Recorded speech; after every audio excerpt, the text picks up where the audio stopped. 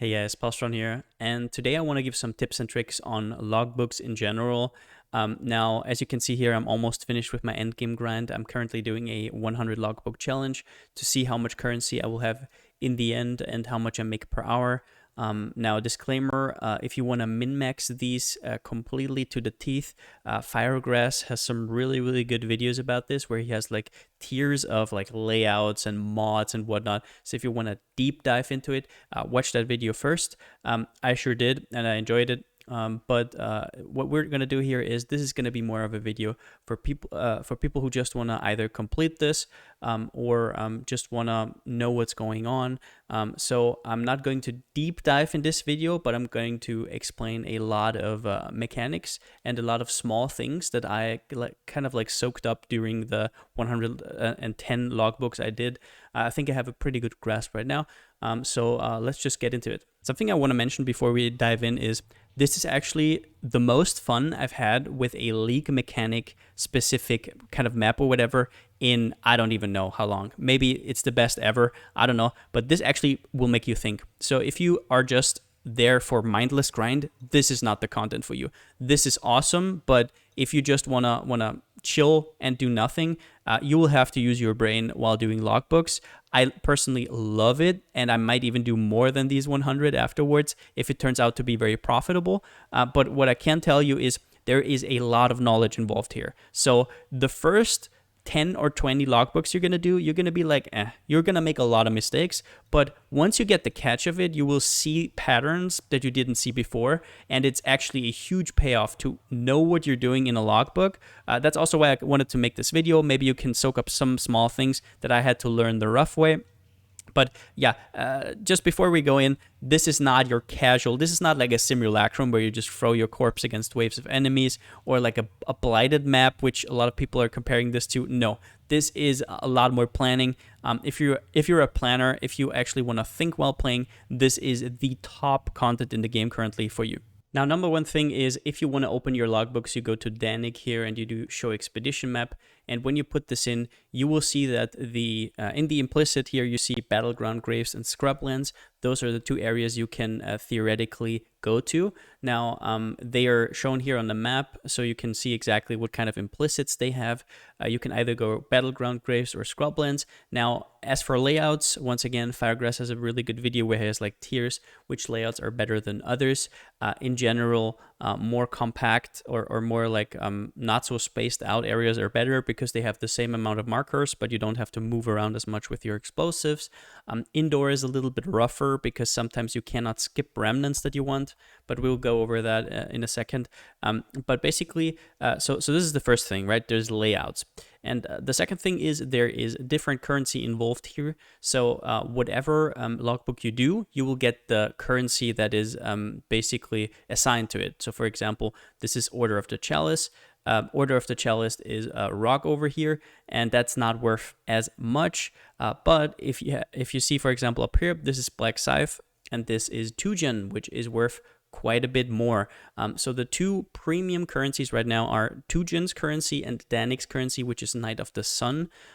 So you want to look out for maps that at least have one option to go into one of these. Now, in my opinion, that's worth even more than layout, because sometimes you can do different strats for certain layouts that will actually make them better than you might think they are. But that's basically that. Now, I will just go for Black Scythe here. I always go for either Black Scythe or Knight of the Sun. I don't even run the ones that don't have the good currency. Honestly, I don't think it's worth it. I actually sell them. But if you want to run them as well, sure. Now, if you are in a logbook that doesn't have good artifact currency, so like Order of the Chalice or what's the second one? I think it is... yeah, Druids of the Broken Circle. If you have one of these, then just don't go for artifact increases as much. So don't really prioritize the quantity of artifacts, etc. But for example, we're going to do this. Now, one thing I want to mention here as well is the map mods. Now, I'm going to warn you at the start here. I'm used to hard content, but you should really look at what kind of modifiers you have on your map. So do reroll quite a bit until you get something that you're comfortable with.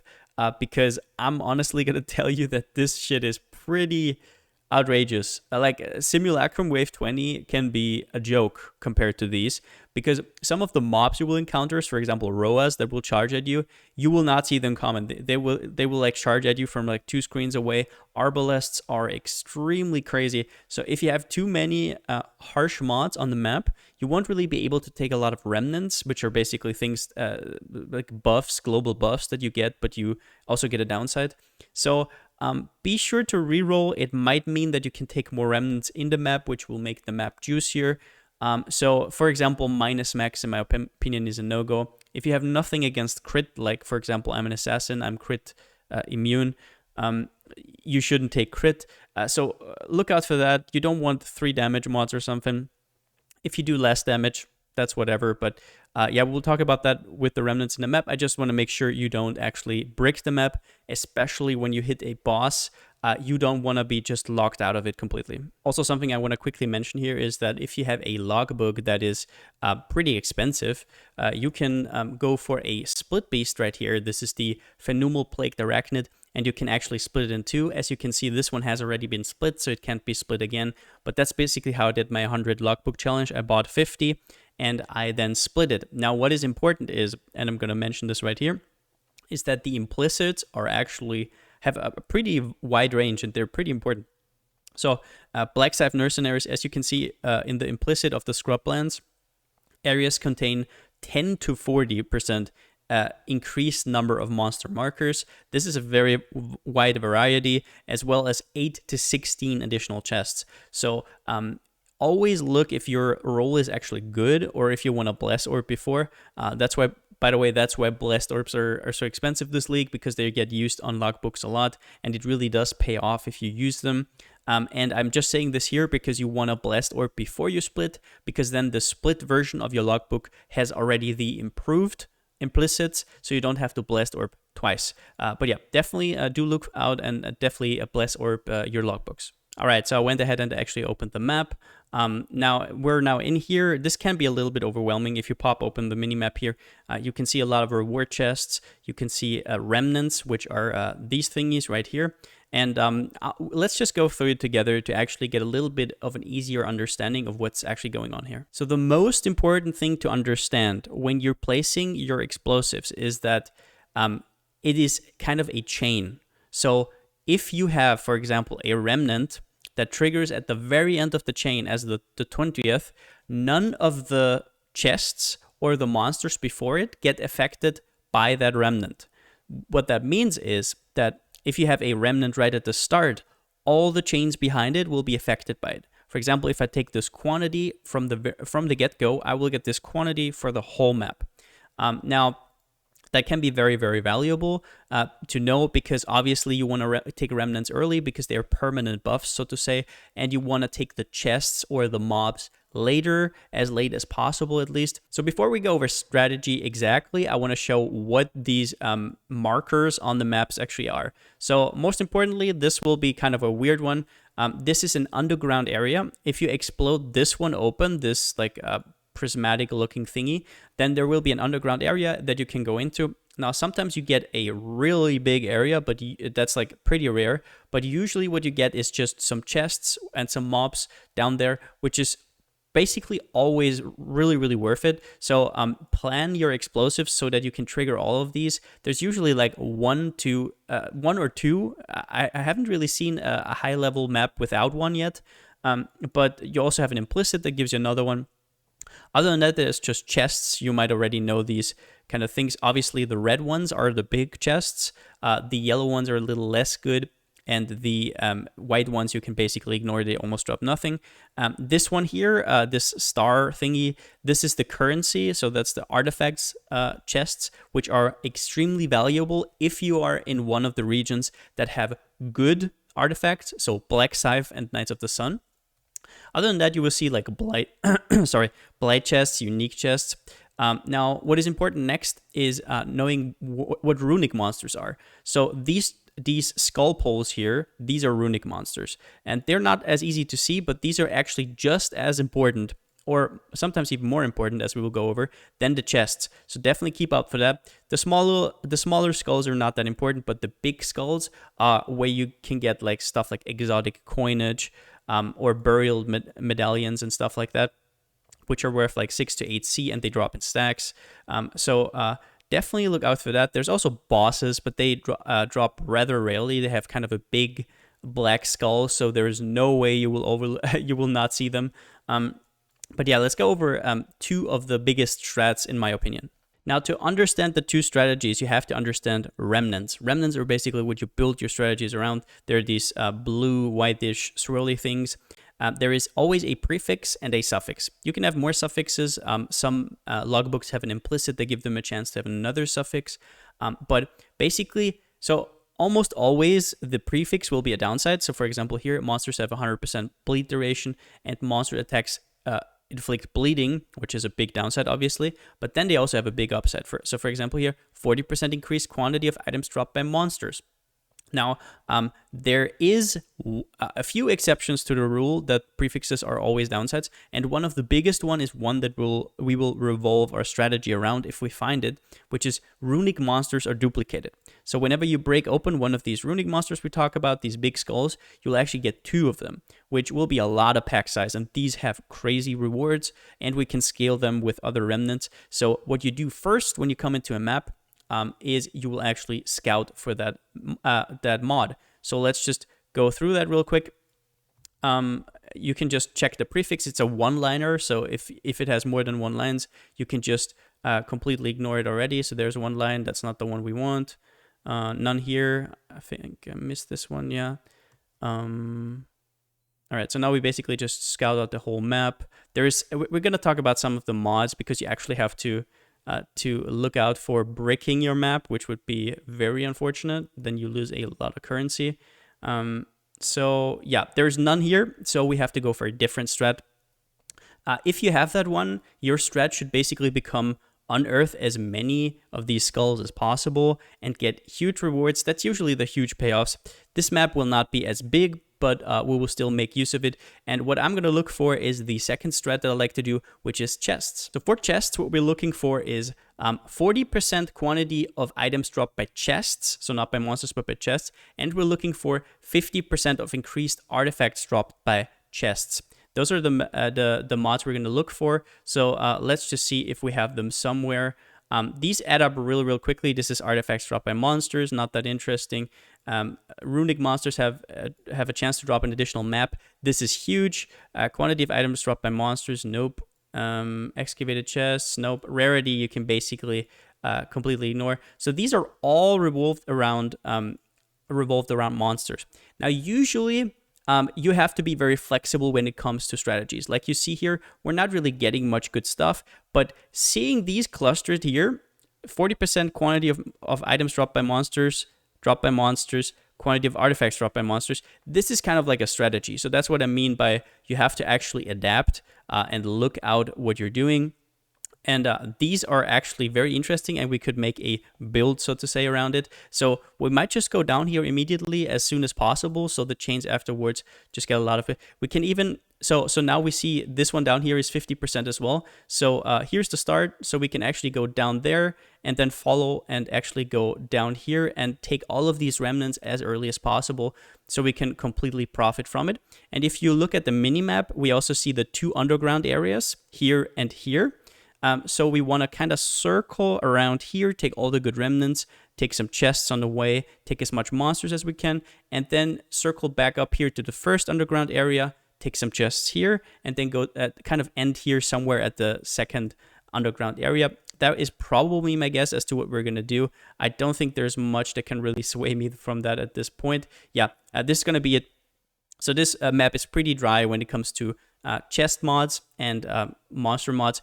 So what we're going to do is basically just that. And yeah, let's see how that looks like to actually place these. Now, while placing, if we see like remnants, I will talk about like mods and stuff.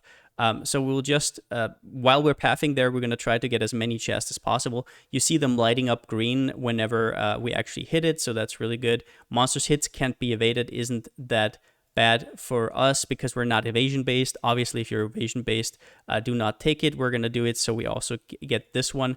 Monster hits cannot be evaded. We get the quant, and now we path down there to where we actually saw all that good stuff happening. So here we have quantity of items, and the downside is increased monster life.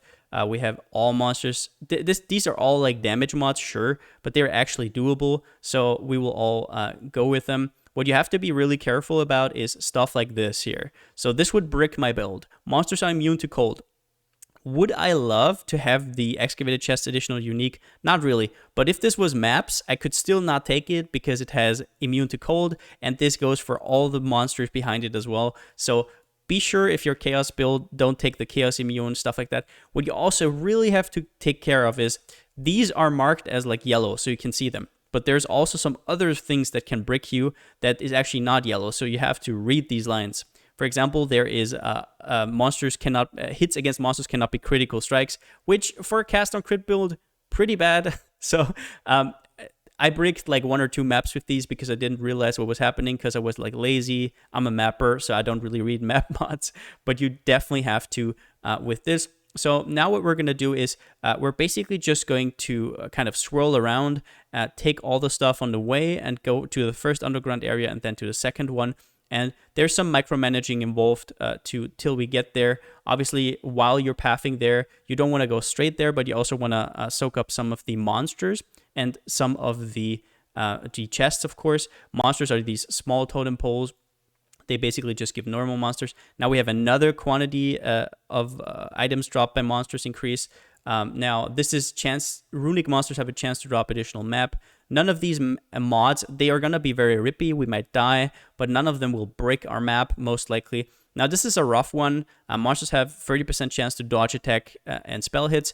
I personally will not go for this one up there. This is a pretty rough mod in my opinion. We just continue here. So something I want you to take away from this for sure is do not take too many remnants. So in this case, these two are free. So we can definitely do this. You can just press V here, as you can see.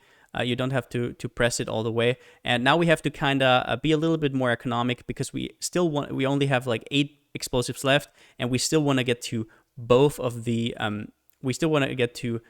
both of the underground areas up there. We have to be careful here. Damage cannot leech from monsters is really, really bad. So we have to kind of swirl around that, kind of in between here, so we don't touch either of the remnants, and we still got some mobs here. So we kind of want to path up here as fast as possible. I'm not even going to go for this one at this point. We have enough. Underground area number 1 secured, very nice. And now that we have like 5 left, so we're going to be, as you can see up here, artifact currency is really, really valuable. So we want to take these 2, and maps is also extremely valuable. So we're going to kind of try and go for those. As always, the red chests are the big boy ones. So I'm going to try and touch this red map without touching so we didn't touch the remnant. So we did not get the monsters do not grant flash charges, which would be harsh to do as well. We continue to go up here. Always try to like overlap 2 chests. In this case, it isn't possible. So what we're going to do is just this. Then we take, we actually have to redo this. So here you can redo this. So that we can take these 2 all at once. Yep, there we go. And next up, we can take these 3 at once. Very nice. And now with the last explosive, we're exactly going to hit this underground area at the end. So let's actually get some game sounds going. But yeah, so let's just hope we don't die too much here. So as you can see from my XP bar, this is pretty rough and pretty harsh on your overall XP. So this is not a strategy to level 100. I'm just going to say that right here. Now, when you're fighting these mobs, I actually got some pretty easy mobs, it seems like. Here's the thing. Sometimes you get really rough mods. So, for example, if you have a runic monster strat, you have to really look out because those runic monsters can also be very tough opponents. So as you can see here, there was a Roa that could have one-shot me if I wasn't, if I was more unlucky, but it didn't, thank God. So let's just continue here. There's a crit shine. I'm gonna pick this up. Very nice. So if you don't have especially if you don't have a headhunter, yeah. So these Roas can totally one-shot you if you have really bad mods. So we have harsh mods, but it's not crazy. So exotic coinage number 1. This will not be a run where we get a lot of exotic coinage, I can already tell, because we are not going for runic monsters. And runic monsters are the things where you get a lot of quantity, a lot of exotic coinage, a lot of burial medallions, depending on what map you chose. But most of our stuff is going to come from the chests. Now, unfortunately, we couldn't really abuse much of the quantity of monsters dropped, but it is what it is. We will kind of have to do with that. So note as well that I'm basically speedrunning these. So I did like 6 an hour. Some people tell me they can't do more than 4. So I guess some people are planning these out way more carefully. I don't actually think it's worth it. I would rather just run 2 more per hour. But yeah, so if we go down here, this is one of the underground areas, and there's going to be spiders. There's different layouts. I think there's like 5 or 6 of them, and all it is basically a wave of monsters. There's also some that have no monsters, but these have like eggs that you pop open after the end. Yep, there are these, and they have like artifacts and stuff in them. And the second underground area is gonna look pretty similar. I'm just gonna loot at the end here to show off what I mean. This is Forgotten Grotto. This is one of those that has no monsters in it, and you can just loot the chests right here. Yeah, let's pop open some chests and let's see what we got. So one important thing to note, and I should have explained that before, but do not loot while going through the map. Do it at the end again. I know it's annoying. You just backtrack. Like, for example, our chain went through like a swirl down here. At the end, just go back where you came from, and it's going to be fine. The reason I'm saying this, and it's really, really important, is these monsters will off-screen you. So there will be like Roas that will off-screen you from like 2 screens away. There will be Arbalests who will actually start hitting you 2 screens away. You can't see them, but they will hit you, and they will hit you basically 100% of the time, especially if you have map mods like monsters hits can't be evaded. But so I just want to make sure that you understand you always want to be on top of the explosives whenever they detonate, so you can kill the monsters as fast as possible, which is also why dying is pretty rough, because then you have to portal in and the chain gets going.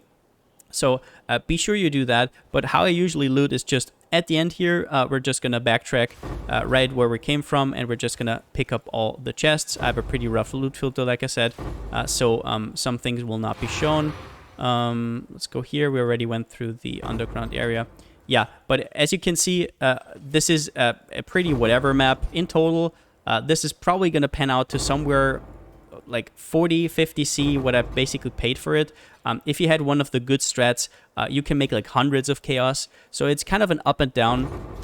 Obviously still do these, like these maps are like expensive, like 40C or whatever, so don't skip them, of course. If you're just doing them for the completion, I mean, if you really don't care about currency, you can just place them wherever. But I don't think this is too hard to figure out, honestly. And you can make quite some bank. And yeah, like I said, there's a lot of stuff out there. If you want like spreadsheets of how the tiers would look like, definitely check out Firegrass's channel. But yeah, so we're basically done with looting. And I mean, this was a pretty whatever map. It doesn't look like much, but obviously these all added together are still some good chunk of currency. Now, will we get back our 40C? I have basically never run a map where you don't get back what you invested in. I'm just going to say that. Obviously, this takes like usually 8 to 9 minutes for me. But yeah, you usually can't really lose money. You cannot lose money. You can only lose some time. But once you hit a good layout, or like this is not even a good layout, if you have a good layout with like good chest placement or maybe double runic monsters, you will see what this can really do. I'm not just going to re-record just because it wasn't like a GG map. But yeah, I just wanted to tell you a little bit about the things going on in these. And yeah, that's basically it. But that's it for the end of the video. If you liked it, give it a thumbs up. If you haven't already, subscribe. Also follow me on twitch.tv/Palsteron. I'm going to be starting to stream real soon. You can also join our Discord. Link is in the description down below. And yeah, I hope I could give some clearance and some small tips while going through these. Like I said, I already have like, with this one, I have like now 111. The 100 logbook challenge is finished soon. After these 2, I will record all the monies I made right here and kind of talk about it. As you can see, there's quite a bit going on right here. So definitely look out for that once I'm finished. But yeah, since I still don't have a slogan, see you next time.